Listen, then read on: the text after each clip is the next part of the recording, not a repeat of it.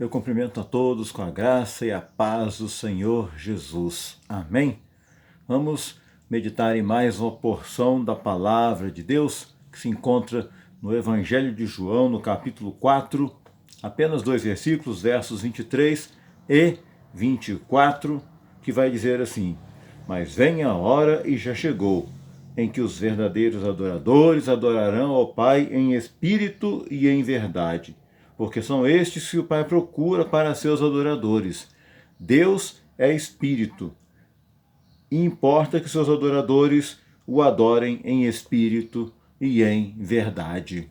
Amém? Oremos.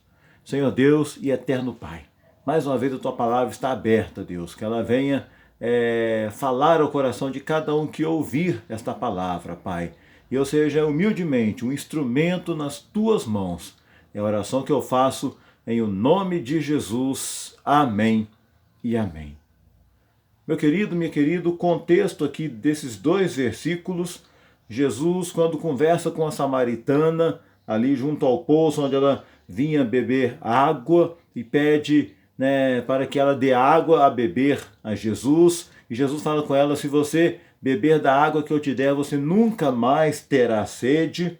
E aí a mulher disse: vejo que tu és profeta, no verso 19, Jesus diz no verso 22, vós adorais o que não conheceis, nós adoramos o que conhecemos, que a salvação vem dos judeus.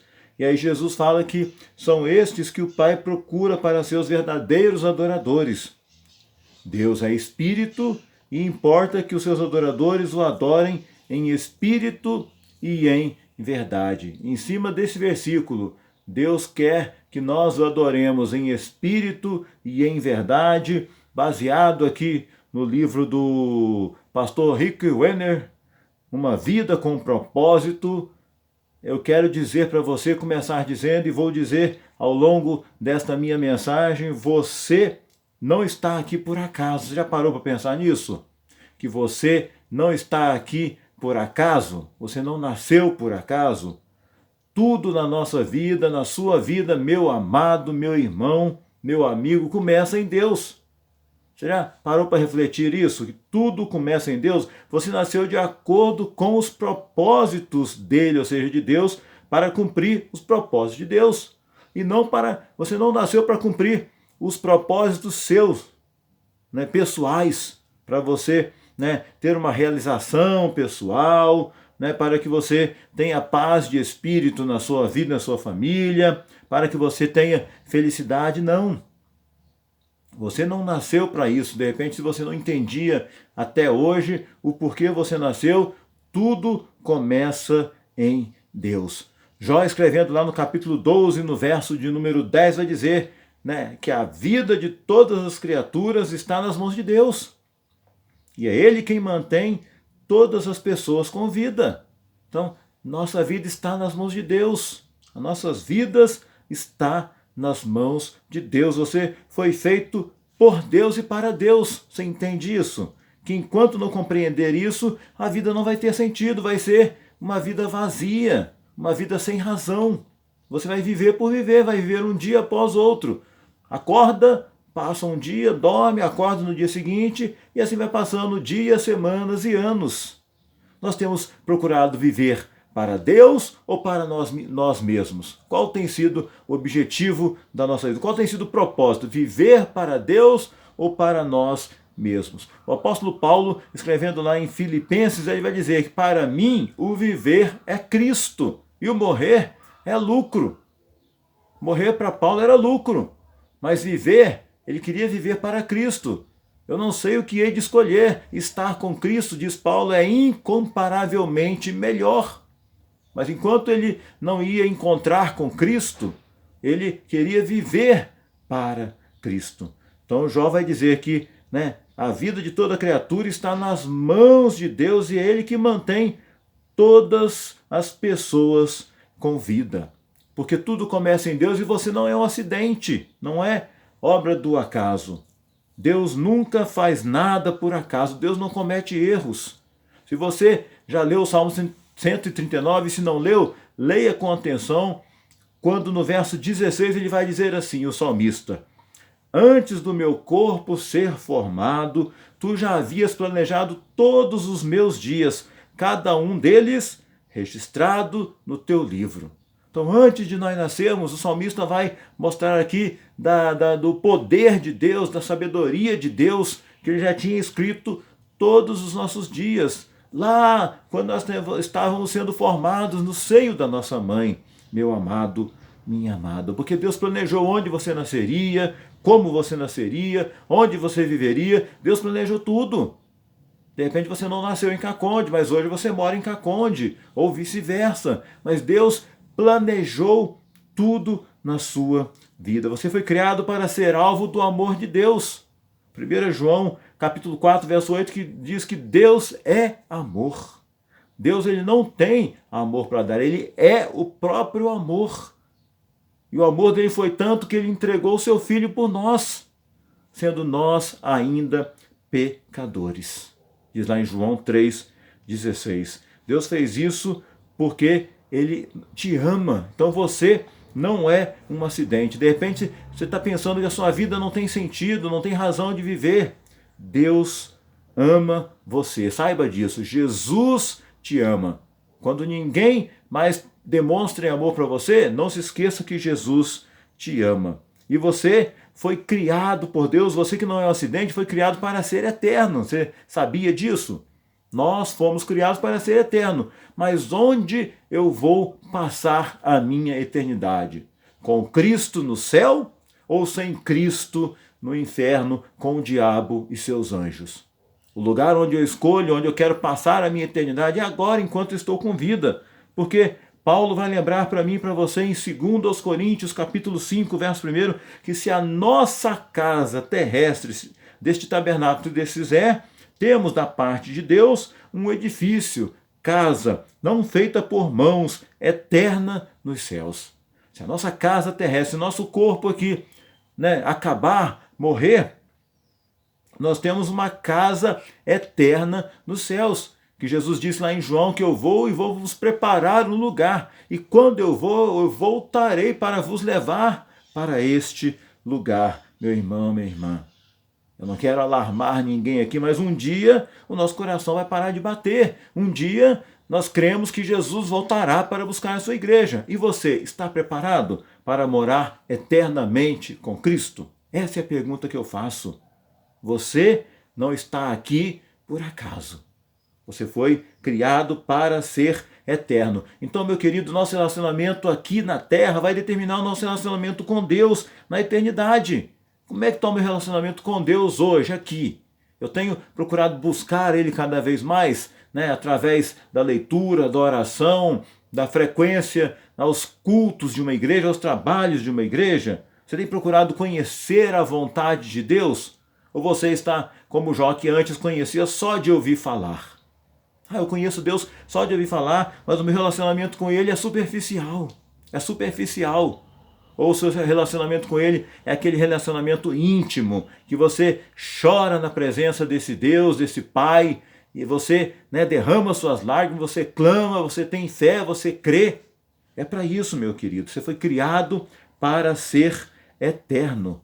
Você é criado para ser eterno. O escritor aos Hebreus, no capítulo 13, verso 14, vai dizer, diz que este mundo, que não é deste mundo, e a nossa pátria, nós aguardamos ela eterna nos céus. Este mundo não é nosso, a nossa pátria é nos céus. Nós estamos aqui de passagem. Cantamos do nosso hinário que nós somos forasteiros aqui. Em terra estranha nós estamos, celeste pátria, sim, anunciando eu vou. Esse novo céu, essa nova terra que Deus tem preparado para mim. Esta vida aqui, então, meu querido, coloque isso no seu coração, na sua mente, é uma preparação para a próxima vida, e você está preparado para a próxima vida, para poder viver eternamente com Cristo. Você foi feito para ser eterno. E qual hoje deveria ser a última coisa que você deveria parar de fazer, que não está agradando a Deus? Já que você foi criado para ser eterno, já que você quer viver eternamente com Cristo, qual a última coisa que você poderia e deveria parar de fazer que não está agradando a Deus? E qual a coisa que você deveria começar a fazer para agradar a Deus, para se aproximar mais de Deus, para ter um relacionamento melhor com Ele? Meu irmão, meu amigo, porque a sua vida, nós devemos viver a nossa vida, preste bem atenção nesta frase, eu e você devemos viver a nossa vida como se fosse o último dia. E se Jesus Cristo voltar amanhã? Nós cremos, nós evangélicos, cremos que um dia ele voltará. Amém? Ele voltará para buscar a sua igreja. Quando será? Eu não sei. Mas os sinais estão se cumprindo para a volta de Jesus. Mateus 23, que narra ali o princípio, né, das dores, o que ia acontecer quando Jesus voltasse para buscar a sua igreja, está se cumprindo. Então viva a sua vida como se fosse o último dia. Porque você também não só foi criado para ser eterno, mas foi criado e foi planejado para quê? Para agradar a Deus. Para agradar a Deus. Paulo escrevendo lá na carta aos Filipenses, ou melhor, aos Efésios, capítulo 1, no verso 5, vai dizer que Deus havia resolvido que nos tornaria seus filhos por meio de Jesus Cristo, pois este era o seu prazer e a sua vontade. Por meio de Jesus, Deus já havia resolvido que nos tornaríamos seus filhos. E João vai lembrar para mim e para você, 1,12, veio para o que era seus e os seus não o receberam. Mas a todos quantos o receberam, deu-lhes o poder de serem feitos o quê? Filhos de Deus, a saber, aos que creem no seu nome. Por vezes você ouve dizer, eu também sou filho de Deus. Mas o verdadeiro filho de Deus é aquele que crê que Jesus é Salvador, que é Senhor. Aquele que crê e confessa. Todos nós somos criaturas, fomos criados por Deus. Todos foram criados por Deus, mas filho de Deus é aquele que confessa Jesus como Senhor e Salvador. Se com a tua boca confessares a Jesus como Senhor e Salvador, e em teu coração creres que Deus o ressuscitou dentre os mortos, diz o apóstolo Paulo, você será salvo. Aí você vai poder viver eternamente com Ele. Então você foi planejado, Deus planejou você desde a criação do mundo, lá quando planejou Adão e Eva, para agradar a Deus. E qualquer atitude que agrada a Deus é um ato de adoração, que você está rendendo a Ele. Rendendo a Ele a sua fé depositada nele, sendo fortalecida, sendo amadurecida, guardar a palavra de Deus para não pecar, como diz o Salmo 119, verso 11, guardar no coração esta palavra, andar com Deus todos os dias, andar ali lado a lado com o Senhor Jesus, pedir sabedoria para crescer no conhecimento da palavra. 1 Pedro vai lembrar que nós devemos crescer na graça e no conhecimento. Muitos querem crescer na graça, mas não querem crescer no conhecimento, um conhecimento raso, superficial da palavra de Deus. E aí quando vem um lobo disfarçado de ovelha e sussurra nos nossos ouvidos, nós damos atenção. E aí nos tira do foco do alvo que é Jesus, porque eu conheço superficialmente a palavra de Deus. Jesus vai lembrar lá em Mateus, errais não conhecendo a Escritura e nem o poder de Deus. Então nós precisamos, atitudes que agradam a Deus através de adoração, são essas atitudes. E perdoar o pecado do outro, também você está demonstrando que você adora a Deus. O salmista no Salmo 147, meu amado, vai lembrar, se o Senhor se agrada somente daqueles que adoram e confiam no seu amor. 147, 11. Olha só, o Senhor se agrada daqueles que adoram e confiam no seu amor. Você tem adorado a Deus verdadeiramente em espírito e em verdade? Ou é uma adoração fingida, que na igreja você é uma coisa e em casa você é outra, totalmente diferente? Cuidado com isso, você, meu irmão, minha irmã. Aí você pode estar perguntando, nós somos planejados para agradar a Deus, ponto. Mas o que é agradar a Deus através da adoração? Adorar é só aquele momento que você vai na igreja, que você canta ali com o ministério de louvor, que você bate palma, que você fecha seus olhos e levanta suas mãos? É só isso? Não. A adoração começa lá no começo do culto, mas na verdade a adoração começa quando você está saindo de casa, trocando a sua roupa, se preparando para ir à igreja. Você já vai ali em espírito adorando ao Senhor. Senhor, abençoa o culto de hoje, abençoa quem for pregar, eu não sei quem vai pregar, mas abençoa. O irmão que vai fazer liturgia, abençoa também. As crianças que vão cantar, o louvor da igreja, né, o grupo do coral, a banda, abençoa. E você vai pedindo já, está se preparando para ir para a igreja, vai pedindo a bênção de Deus, você já vai chegar, né, nesse espírito de adorar a Deus. E aí quando começa a ler o primeiro texto, a primeira oração, a hora da oferta, a hora dos dízimos, a hora até da confissão dos pecados, tudo isso é adoração a Deus. A bênção final, a bênção apostólica, tudo isso, meu querido, é adoração. Porque adorar deve ser um estilo de vida. Adorar não é só através da música, é muito mais do que a música. Muitos dizem assim, de repente, você já ouviu alguém dizer assim, primeiro nós temos a adoração, depois vem o ensinamento, a palavra. Não, a palavra também, quando você ouve, você está adorando a Deus. O momento mais importante, principal do culto, é a meditação da palavra? Sim. Devemos ter o nosso momento de louvar a Deus, de adorar, mas deixar tempo para a palavra, para nos alimentar também dos ensinamentos de Jesus, através da sua palavra. É o momento mais importante, sim. Não que primeiro vem a adoração, depois vem o ensino. Isso é um ensinamento errado, quem pensa assim. Como eu disse, todos os momentos do culto são momentos de adoração. E adoração, como eu estou dizendo, não é estilo musical. Eu gosto de música mais rápida, o outro gosta de música mais lenta. Eu não gosto de muita barulheira, né? Aquela bateria forte demais. Não, isso não é adoração. Isso não é adoração. Se ela é oferecida a Deus em espírito e em verdade, meu amado, meu amigo, então isso é adoração sincera. É oferecida a Deus em espírito e em verdade, não veste uma capa de santidade, como eu disse aqui, né? Ao chegar na igreja, veste uma capa de santidade que louva, adora o Senhor e da porta da igreja para fora. Continua tendo o mesmo espírito de adoração?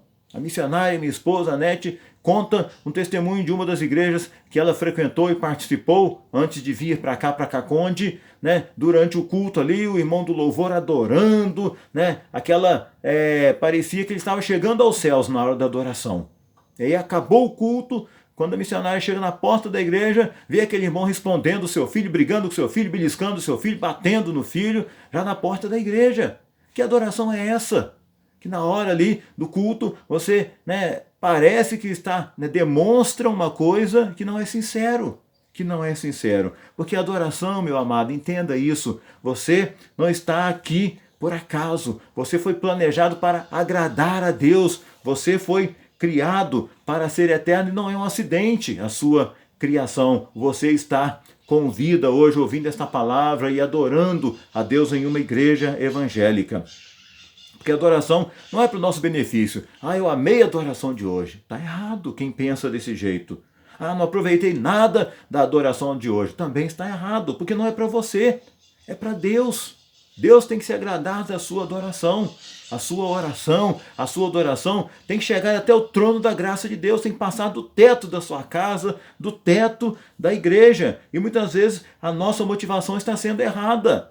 Deus repreendeu duramente o povo de Israel na época do profeta Isaías, no capítulo 29, no verso 3. Olha só o que diz, a repreensão de Deus. Porque o Senhor disse, pois este povo se aproxima de mim com a boca e os lábios, e com seus lábios me honra. Mas, olha só, o seu coração está longe de mim.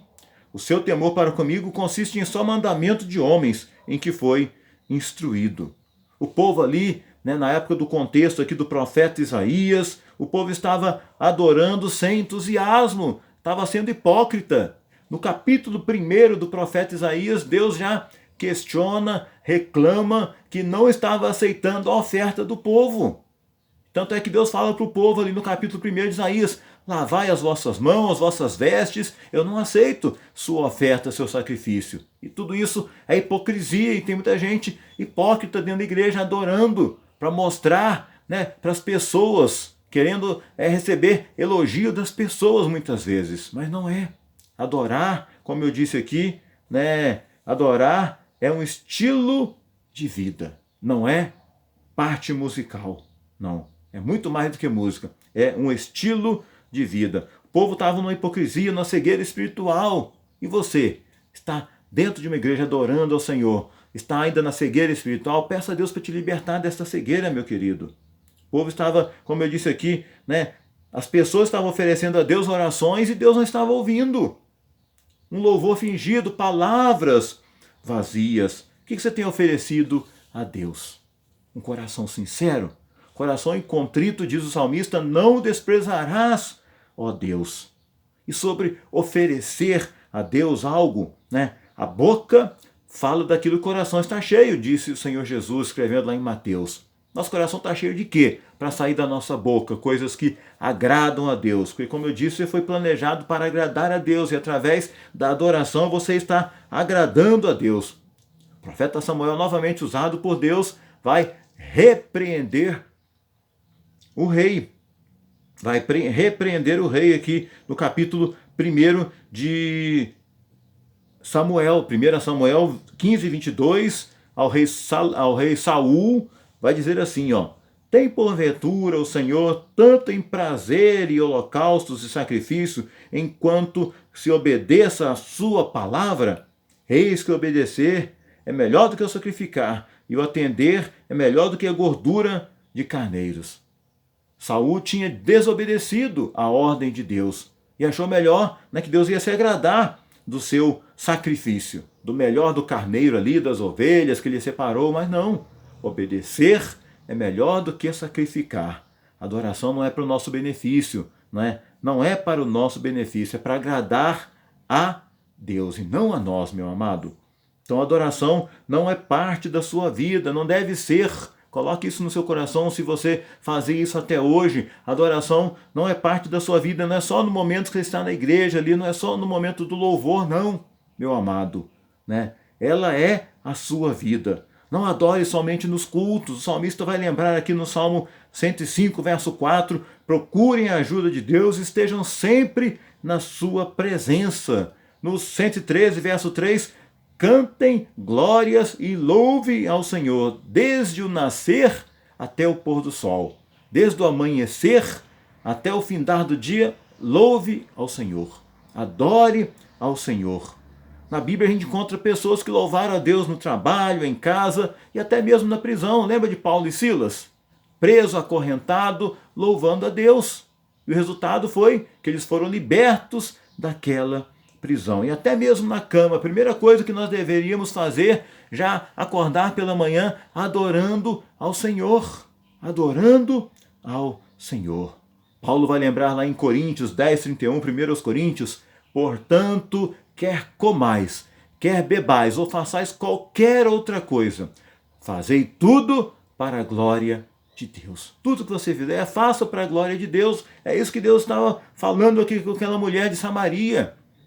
Deus está procurando verdadeiros adoradores que o adorem em espírito e em verdade. E aquela mulher reconhece que este profeta era Jesus. Ela reconhece, ele não falou que era Jesus, mas ela reconhece isso, porque Jesus mostra para ela todos os seus erros, todo o seu passado, mas Jesus mostra para ela, não é nem aqui e nem em Jerusalém que nós devemos adorar. Os verdadeiros adoradores adoram ao Pai em espírito e em verdade. São estes que Deus procura, que adorem verdadeiramente, que não só dentro das quatro paredes de um templo, mostre e demonstre com a sua vida que adora, mais no seu dia a dia, de segunda a segunda, que nós passamos a maior parte do tempo em casa ou no local de trabalho. E na igreja são poucas horas, num domingo, durante a semana, nos cultos. Então, meu querido, minha querida, cada atividade nossa deve se transformar no ato de adoração. As pessoas verem em nós que nós adoramos a um Deus. Que nós não vemos, é verdade, mas nós sentimos a presença dele, por isso nós adoramos a ele. Devemos fazer como se estivesse fazendo para Jesus, mantendo uma conversa íntima com ele. Paulo vai lembrar em Colossenses 3:23, tudo o que fizerem, faça de coração como para o Senhor e não para os homens. Esse é o segredo da adoração, fazer de coração, como se fosse para Jesus. Martinho Lutero, falando sobre isso, sobre adorar a Deus, ele diz que uma ordenhadora pode tirar o leite da vaca para a glória de Deus. Uma pessoa está ali tirando o leite da vaca pela manhã cedinho, pode ali estar glorificando, adorando a Deus, exaltando o nome de Deus. Em qualquer coisa que você fizer, comendo, bebendo ou fazendo qualquer outra coisa, faça para a glória de Deus. Meu irmão, minha irmã. Por isso que Paulo lembra que a nossa vida deve ser apresentada a Deus como sacrifício, vivo, santo, agradável a Deus, que é o nosso culto racional, Romanos 12, 1. Então pegue a sua vida comum, a sua vida diária, o seu comer, o seu dormir, o seu trabalhar e até o seu passear. Há um momento de família para passear, adore ao Senhor, através de ver a beleza da natureza que Deus criou, Como diz o salmista, por exemplo, os céus proclamam a glória do Senhor, o firmamento anuncia a obra das suas mãos. O salmista adorando a Deus pela criação de Deus, pela natureza de Deus. Ponha-se diante de Deus como oferta. Você não está aqui por acaso, meu querido. Você foi planejado para agradar a Deus. E uma das maneiras, existem várias maneiras de agradar a Deus, mas uma das maneiras de agradar a Deus é adorar a Ele verdadeiramente, em espírito e em verdade. E estar preparado, meu querido, para viver eternamente com Ele. Você está preparado para viver eternamente com Cristo? Se a sua resposta é sim, glorifique a Deus por isso, continue a cada dia vigiando, buscando, se preparando, que um dia Ele vai voltar. Mas se você ainda não está preparado, abra o seu coração e deixe Jesus fazer morada na sua vida. E aí você vai poder morar com Ele eternamente, porque você foi criado para agradar a Deus. Você não é um acidente. Que Deus te abençoe e que o Espírito Santo complete essa palavra no seu coração. Vamos orar? Amém? Deus é eterno, Deus amado. Muito obrigado, Senhor, porque um dia Tu morreste naquela cruz para nos salvar. Tu morreste naquela cruz para perdoar o nosso pecado. Tu demonstraste o Teu amor naquela cruz para cada um de nós, que possamos retribuir este amor, ó Pai, lembrando que nós somos planejados para agradar a Deus e possamos oferecer, através das nossas mãos, da nossa vida, do nosso corpo, ó Pai, uma adoração sincera, que o Senhor venha se agradar, ó Deus, e venha resultar em bênçãos sem medidas sobre a nossa vida, sobre a nossa família, Pai.